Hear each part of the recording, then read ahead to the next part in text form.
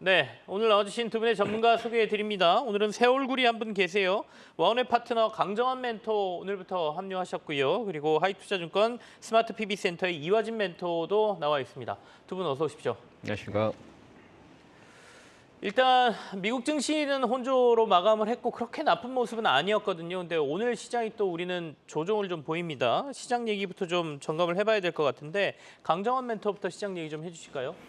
네, 어제 기관 매수세가 들어오면서 시장 강세의 모습을 보였습니다만 오늘 미국 증시에 영향을 좀 못 받는 상황인 것 같습니다. 일단 반락하는 모습을 보여주고 있는데 오늘 기관 쪽 매도가 좀 많이 나오는 모습을 좀 보여주면서 양시장 약세의 모습을 좀 보여주고 있는 상황인데요. 일단 오늘은 이 삼성전자라든가 이런 종목들은 어저께 반등의 모습을 보였었고 여기 매수가 들어왔습니다만 오늘도 역시 삼성전자를 필두로 한 여기 매수는 유입되고 있는 상황인데 일단 수급적으로 최근 그 단기 급수상승에 따른 조정 패턴의 모습을 오늘 다시 또 반락으로 나오는 게 아닌가 그렇게 판단을 하고 있습니다. 미국에서는 이제 아마존의 투자 소식이 미국 증시에서 좀 영향을 좀 미친 것 같은데 국내에는 아마존하고 관련주들 뭘 봐야 될 것 같습니까?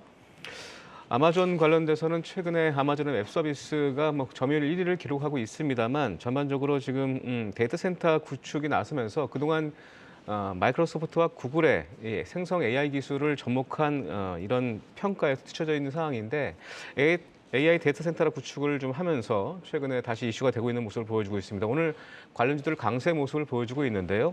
솔트웨어라든가 이 KINX 이런 종목들이 강세 모습을 보여주고 있습니다. 솔트웨어 같은 경우에는 아마존의 클라우드 사업부죠. 아마존 웹 서비스와의 그 파트너십을 맺고 있다는 소식이 네네. 강세의 모습을 보여주고 있는 상황이고요. 실질적인 강세 종목은 KINX가 되지 않을까 싶은데요. 국내 그 마이크로소프트 공식 허가사로서 70% 이상의 점유율을 책임지고 있습니다. 최근 데이터 센터도 증설을 하고 있는 상황이기 때문에 내년도에 데이터의 폭발적인 증가, 향후에 갈수록 지속적인 증가와 더불어서 AI 또 딥러닝 이런 응용 확산이 예상되고 있기 때문에 네. 수요 증가와 더불어서 공급이 따라가지 못하는 상황이기 때문에 데이터 센터 입주 이후에 입주율이 100%로 빨리 증가하면서 매출 상승이 기대가 되고 있는 그런 기업이 KINX가 되지 않을까 그렇게 판단을 하고 있습니다.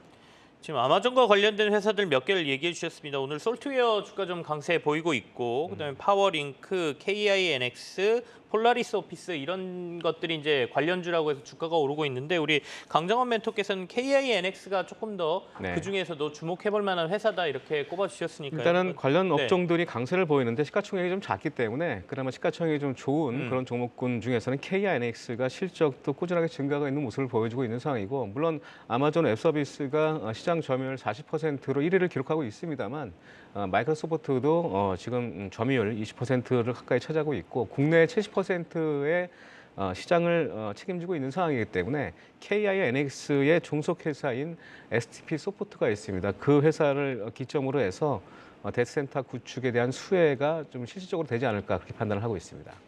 결국엔 클라우드 사업이라고 얘기를 하지만 그 뒤에는 AI가 뒷받침돼 있는 거 아니겠습니까? 생성형 AI와 관련된 관심이 시장에 있는 건데 이화진 멘토는 이 두 가지 이슈를 봤을 때 어떻게 투자 전략에 저희가 좀 참고를 해야 될 것 같습니까? 먼저 이제 시장 먼저 얘기 말씀을 드리자고 네네. 하게 되면은 물론 어제도 이제 BOE에서도 이제 50bp 금리 인상을 하게 되면서 일단 시장에 대한 분위기가 확실히 어느 정도 매크로는 어느 정도 안정화됐다라고 생각을 했었는데 오늘 아침에도 일본 CPI가 쇼크를 한번 나왔습니다. 결국에는 아직까지 해결되지 못하는 이런 물가에 대한 부분들이 향후에 물론 이제 7월이나 8월에 물론 8월 발언도 좀 중요할 것으로 보이고 있지만은 추가적인 50bp에 대한 인상이 어느 정도 시장에 대한 우려가 섞이다 보니까 그렇게 되면 2분기 실적에 대한 부분은 어느 정도 제가 볼 때는 좀 긍정적으로 좀 나오지 않을까라는 생각을 하고 있는데 그런 부분들이 좀 어느 정도 시장에 좀 발목을 잡지 않을까라고 좀 생각을 하고 있고 네. 그리고 이제 앞에서 말씀드렸던 이제 아마존 같은 경우는 물론 지금 아마존 이제 데이터 센터 클라우드 자체가 전 세계 시장에서 한 60% 시장을 차지하고 있습니다. 뭐 그런다고 해서 구글의 바드나 아니면 마이크로소프트의 빙과 뭐 경쟁을 한다기보다는 실제로 이런 머신러닝 이제 전문가들과 같이 실제로 이제 아마존 웹 서비스에 들어와 있는 이제 고객사들에게 실제로 이제 머신러닝이라는 게 인간의 학습 능력과 같이 컴퓨터가 이제 알아서 실현시켜줄 수 있는 그런 기법을 말씀을 드리는 건데 그러니까 이제 일반적인 기업들이 이런 아마존 웹 서비스를 통해 가지고 이제 알아서 이제 AI에 대해서 유도를 할 수 있는 그런 발판을 좀 가지 않을까 생각을 하고 있기 때문에 그만큼 이제 아마존에 대한 이제 성장성이 이쪽으로 더 커질 수 있는 분야가 크다라고 하고 있기 때문에 물론 대부분 우리나라 이제 기업들이 대부분이 뭐 아마존 웹 서비스와 뭐 파트너십을 네. 구축을 한 기업들이 이제 많기는 합니다만은 실제적으로 이제 시간이 충분히 걸릴 수 있다라고 생각을 하고 있고 이게 당장에 뭐 지속적인 추가 상승이라기보다는 이제 그런 이제 아마존이 1,300억을 투자를 하게 되면서 이게 어떠한 변명으로 가는 흐름을 좀 지켜봐야 되지 않을까 생각을 하고 있지만은 물론 테슬라도 마찬가지고 이제 애플도 마찬가지고 전반적인 이제 미국에 있는 빅테크 회사들이 이제 AI에 대한 부분들이 꾸준하게 이제 성장성에 대한 투자들이 계속 나오지 않을까 생각을 하고 있기 때문에 전반적인 AI 흐름이 단순히 AI가 아니라 반도체나 좀 다양하게 계속 지속되지 않을까 생각을 하고 있습니다. 이화진 멘토께서도 아마존과 관련한 뭐 관련주들 오늘 좀 강세를 보이고 있는 곳 중에 좀 관심 있는 곳이 있으십니까? 그나마 이제 파이어링크 같은 경우가 네. 이제 물론 이제 아마 이 회사 같은 경우는 데이터 센터 관련된 솔루션 이제 업체인데 특히 뭐 ADC라고 해서 이제 어플리케이션 딜리버리 이제 컨트롤러 이제 업체로 매출이 한 40% 정도 나고 있습니다. 그렇게 되면 이제 아마존 웹 서비스에 대한 뭐 방화벽이나 관련된 향후에 이제 성장폭이 같이 따라옴에 따라서 과연 매출이 덩달아 어떻게 같이 성장하냐에 따라서 달라질 수 있기 때문에 물론 제가 대부분의 기업을 다 안다고는 할 수는 없기 때문에 그 중에서도 좀 파이어링크를 조금만 지켜보면은 좀 괜찮지 않을까 생각을 하고 있습니다. 알겠습니다. 파이어링크가 그 중에서 관심주다 이렇게 설명을 해주셨어요. 자 이제 반도체 쪽도 좀 보겠습니다. 디램 현물가가 조금씩 반등하는 모습을 좀 보여주고 있거든요. 그러면 이제 반도체에 관심을 좀 가져야 될 테고 미국에서는 엔비디아가 뭐 계속해서 반도체 시장을 이끌고 있지 않습니까? 그 얘기를 좀 해보죠. 국내 반도체 업체들 특히 엔비디아와 관련이 있다 그러면 SK 하이닉스를 많이들 얘기하시는데 강정원 멘토께서는 어떻게 보고 계세요? 네, SK 하이닉스는 뭐 최근에 이슈가 되는 거는 HBM이라고 해서 고대역폭 메모리를 말하는데 이 부분에 대한 그 점유율이 50% 가까이 되는 게 SK 하이닉스이기 때문에 최근 주가 강세 모습을 보이는 거고요. 네. 뭐 최근 그 디램 가격도 인상설이 나오고 있습니다. 매 분기마다 디램 가격을 협상을 하는데 그 계약 가격을 정하는데 감산 효과가 최근에 나고 있는 모습이어서 하반기로 갈수록 HBM에 대한 수요 증가와 더불어서 디램 가격 상승에 대한 기대감이 실적 호전에 대한 부분으로 연결되면서 디램 가격 상승과 더불어서 SK 하이닉스, 삼성전자 동반 수혜가 될 것으로 기대가 되고 있는 상황이고요. 네네. 특히 삼성전자가 4분기부터 HBM 본격 양산이 예상되고 있기 때문에 뭐 상반기에 실적이 좀 안 좋게 예상을 하고 있습니다만 전반적으로 4분기로 갈수록 실적에 대한 기대감이 좀 높아지면서 최근 주가의 상승은 뭐 충분한 원인이 된다 이렇게 좀 판단을 하고 있습니다.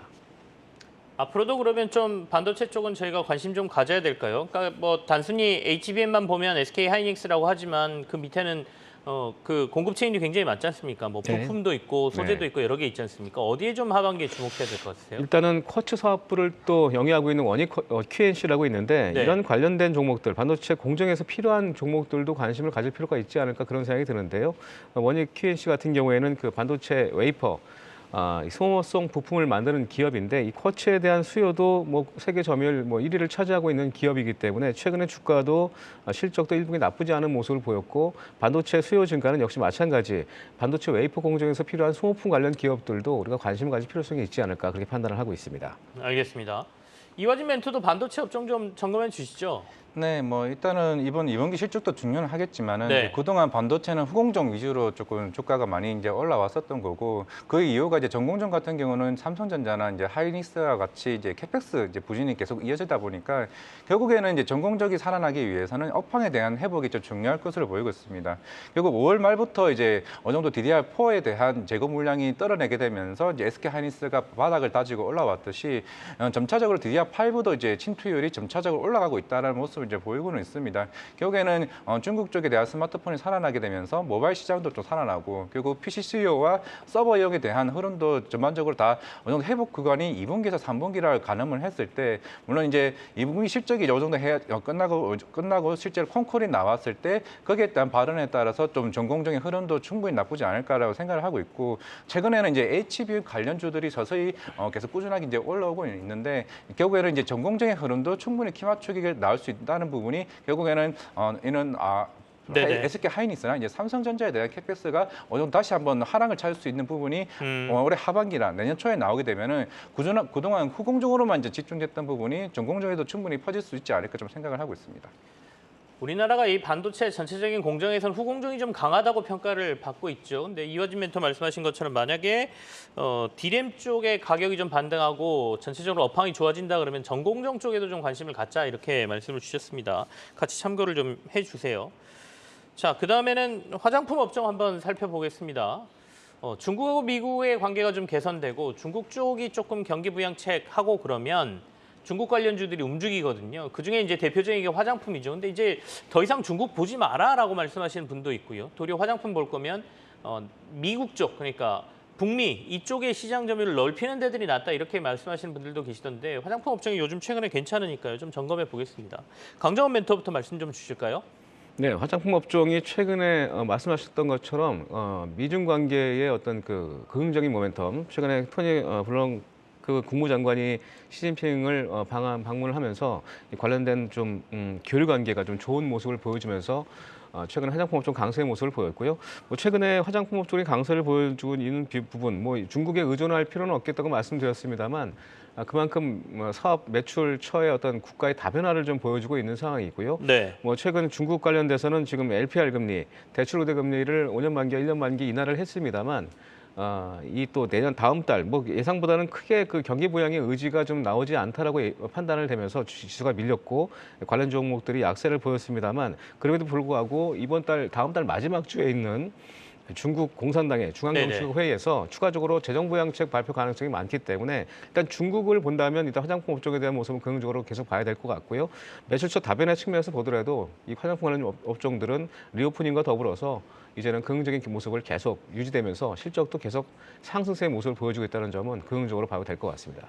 화장품 조금 더 봐도 될 것 같다라는 의견이신 것 같습니다. 네. 이화진 멘토는 화장품 업종 플러스 리오프닝까지 같이 좀 볼까요? 네. 네, 일단 2분기 때도 기대되는 게 이제 리오프닝 관련주들을 좀 생각을 하고 있고 실적인 긍정적으로 보고 있지만은 이제 아모레퍼시픽이나 이제 LG생활건강 같은 경우는 계속 주가가 계속 이제 부진하는 모습을 보이고는 있는데 그만큼 이제 코로나 시절에 이미 중국에 있는 로컬 브랜드, 특히 대표적인 게 이제 프로화라는 이제 브랜드인데 이게 이제 아모레퍼시픽이나 LG생활건강이 가지고 있던 시장 점유율 40%를 그대로 프로화가 다 가지고 왔습니다.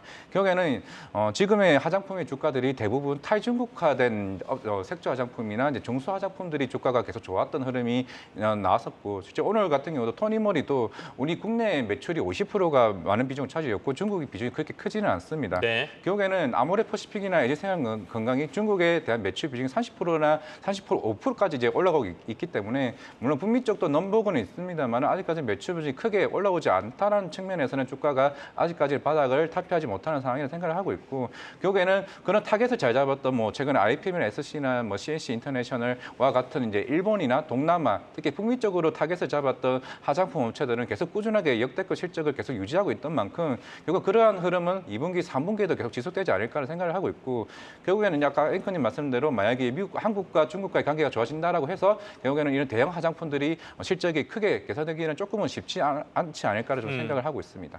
시장 상황이 이미 변했다는 거예요. 중국에서도 중국 내 그 화장품주, 그다음에 화장품 관련 브랜드 이런 것들이 커가고 예전에 한국의 화장품들 쓰던 것들이 많이 줄었다고 하죠. 그러다 보니까 이제 시장 자체를 우리가 다른 데를 봐야 되는 상황도 벌어지고는 있습니다. 아까 말씀하신 것처럼 토니모리라든지 중국 비중이 낮은 데들이 올라가고 있어서 이걸 중국 관련주라고 하기보다는 탈중국 관련주 뭐 이렇게 얘기를 해야 되나 싶기도 합니다.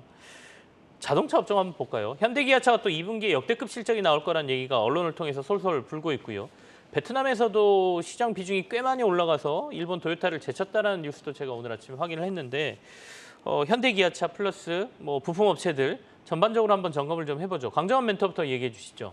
네, 글로벌 완성업체 같은 경우에는 2분기부터 생산 판매 사이클 증가에 좀 진입된 모습을 보여줬고요. 뭐 지난해 4분기부터 사실 생산량이 판매량을 좀 초과하는 그런 모습을 보였습니다만 올해 그 상반기부터 강한 수요가 발생하고 있습니다.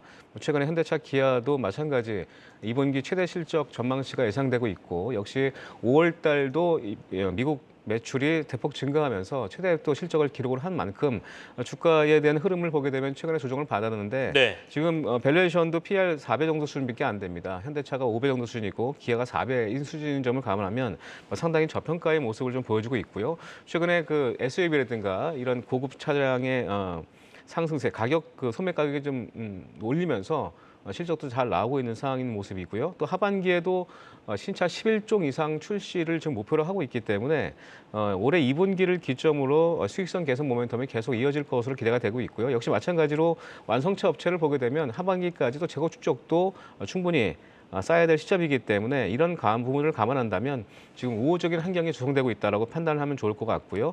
뭐 부품 업종들 같은 경우에는 최근에 내연기관차 비중이 좀 많기 때문에 이 향후의 기존 사업의 어떤 수익성 개선 여부가 좀 필요하지 않을까 싶은 생각이 드는데 뭐 전기차 증설 뭐 이런 캐펙스 투자에 따른 수혜주들이 좀 부각이 될 수 있을 것 같은 생각이 듭니다. 그래서 뭐 HL 만두가라든가 이런 기존 사업을 갖고 있는 네네. 현대차 기와 연결되어 있는 기업들 SL 이런 종목들은 최근 관심을 가져도 되지 않을까 싶은데 그동안 충분히 조정을 받았기 때문에 뭐 조정을 받은 측면은 사실 실적 피크아웃에 대한 우려 때문에 그랬습니다만 하반기로 갈수록 다시 주가는 상승 모멘텀을 가질 것으로 전망이 되고 있습니다.